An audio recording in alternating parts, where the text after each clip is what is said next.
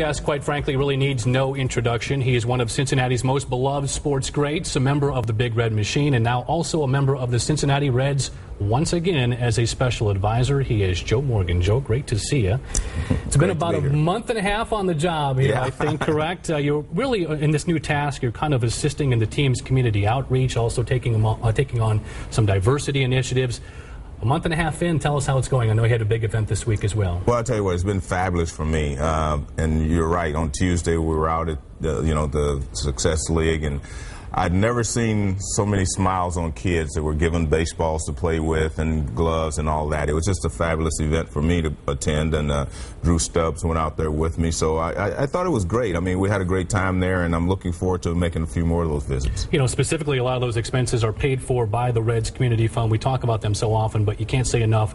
A lot of these kids, unfortunately, don't have access to some of the equipment that is provided to them, and that's why an event like this is so crucial, to make sure that kids of all backgrounds are really getting involved in the game. Well, I think a lot of people say that the kids don't play baseball anymore because they love basketball more. I don't think that's the case.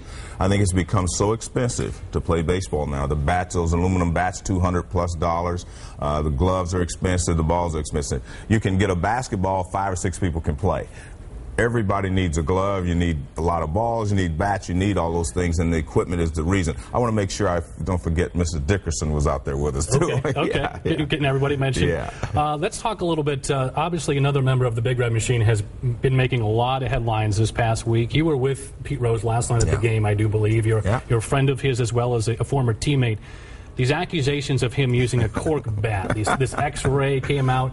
What are your thoughts? Whether has he mentioned it to you? Did you guys have a conversation last night? I know you were sitting right next to one another. Well, we laughed about it. Okay. Let me explain this. I was locker next to Pete 8 years here in Cincinnati and 1 in Philadelphia. Pete and I were the 2 closest guys on the team. If he was doing anything, I would have known about it. So let's just put that to rest. That's a bunch of bull. He did not use cork bats. He did not cheat. Pete Rose didn't need to cheat. He hit line drives all over the park, and he should not. This is just something. This is our era. You know, now with the internet and everything, you can throw something out there. It doesn't have to be true. You have to disprove it. No, and Pete didn't do anything wrong. That just take my word for it. A very, very interesting point. Now, you're also a busy guy. You still have your broadcast responsibilities with John Miller on Sunday nights. You guys do a great job on Sundays. How do you manage that schedule, working for the Reds and also, flying out for Sunday games? Well, it's that old adage, I'd rather be busy than not have anything to do. I happen to enjoy my role with the Reds. It's fun to be around the ballpark every day and to be with the players, and it's even more fun, to go away and do games, and hopefully we're going to have some games on Sunday night with the Reds before the season is over. Well, hopefully some playoff games before the season's over. How about the Cincinnati Reds? They are really got the town talking once again after a lot of years. Joe, it's great to see you. Keep up the great work in the community, especially. We're glad to have you back here in Cincinnati in the front office. It's been fun. Joe, thanks.